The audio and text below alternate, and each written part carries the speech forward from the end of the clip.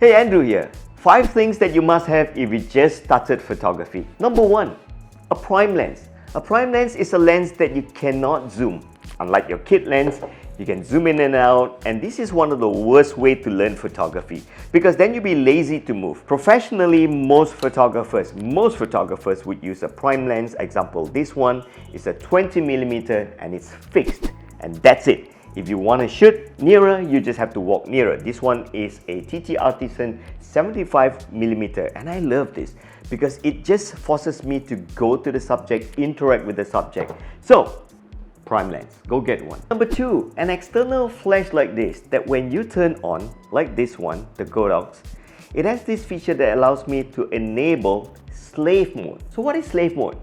Let me show you. When this camera fires a flash, this flash will trigger this flash. Watch. This feature is very useful when you're doing advanced flash photography later on.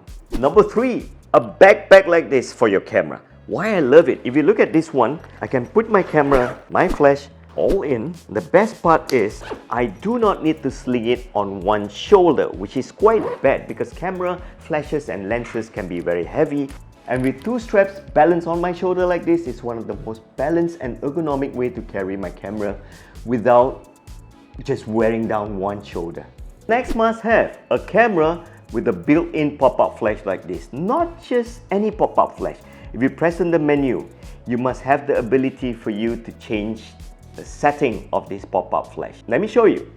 If I click inside, in this particular one, I can have the option to set this pop-up flash to be TTL or manual mode. And very important, when you have manual mode, you must have the ability for you to change the power, cycle the power, the strength of this flash.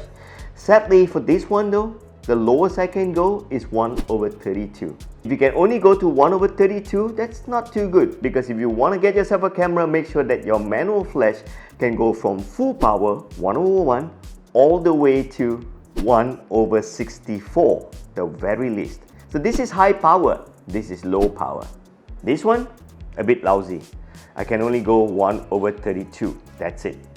Nothing less than that. And the last must-have, a constant aperture lens like this. As a beginner, I know that you love to have lenses that can do zooming like this, where you can change the focal length, in this case from 28 to 75mm.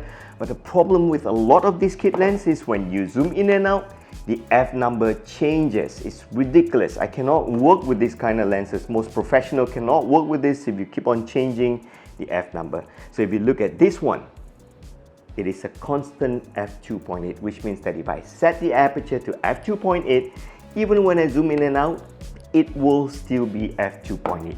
Constant aperture lenses. And there you have it, the 5 things that you need when you're just starting out photography. Like what you watch, please follow and subscribe. My name is Andrew.